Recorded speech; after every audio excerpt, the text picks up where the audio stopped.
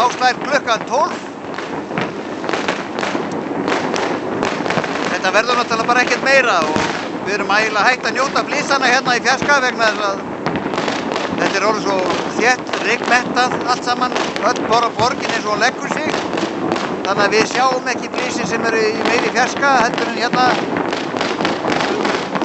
Við sjáum bara það sem er hérna næst okkur. Við sjáum hérna inn í Voga, Fossvoginn. Við sjáum ekki eins og við gerðum í kvöld fyrr. Þetta er allt saman gjörsamlega komið úr í móðu.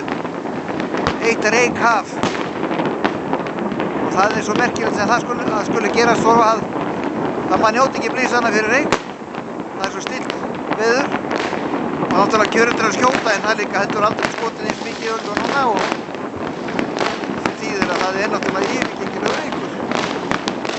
Þéttur reykur yfir allri borg. Nú er allt snargeggjað.